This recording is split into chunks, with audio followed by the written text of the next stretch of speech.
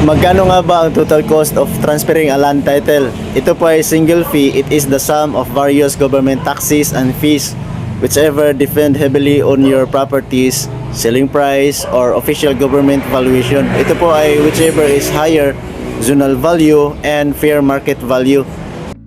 Ang professional service fee po ay additional option cost lamang kung kayo ay magpapalakad sa ibang tao. Ito yung mga major cost broken down para sa mga most common scenario of buying and selling private property. Ito yung mga cost na typically split between the seller and the buyer.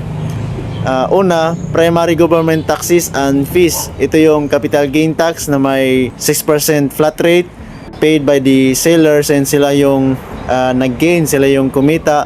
Nagbe-base ang tax sa whichever is higher, selling price or the BRI zonal value or fair market value.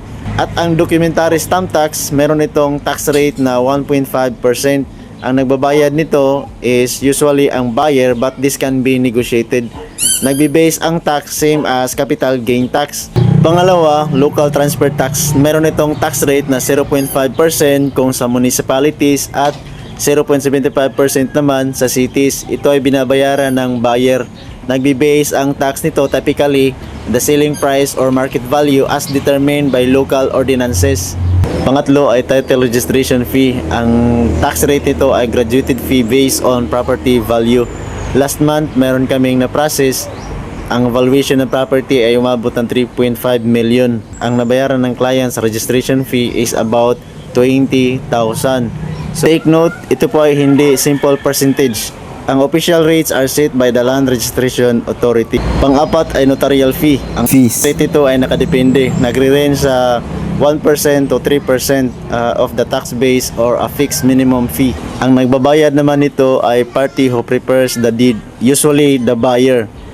So ang other cost to consider is fees for document certification, around 273 per copy, and dapat masecure ang mga clearances like real property tax. All unpaid property taxes must be settled by the seller before the transfer can proceed. And i-compute mo na rin ang professional service fees if you hire a broker or an agent to handle the process.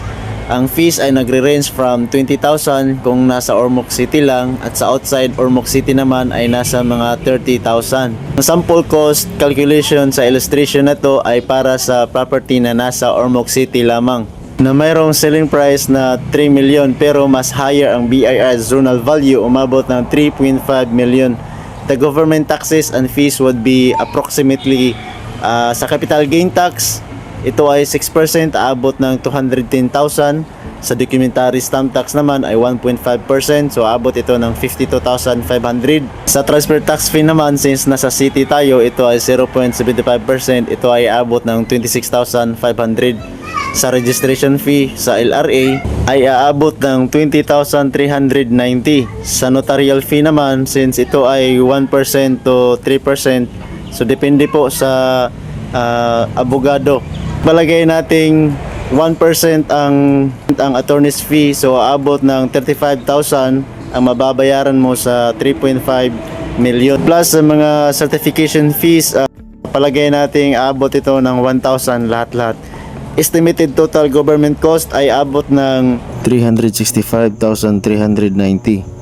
Note, ito ay simplified example lamang. Your final cost ay nakadepende sa allocation of who pays for the documentary stamp tax, and other fees can be negotiated. At dapat ito ay nakasulat sa iyong kontrata. Always base your final budget on the official valuation and ordinances in your specific city or municipalities. Kung may mga katanungan po kayo, message lang po kayo sa Judean Land Titling para mag-guide namin kayo. Judean Land Titling Services, follow for more land titling tips.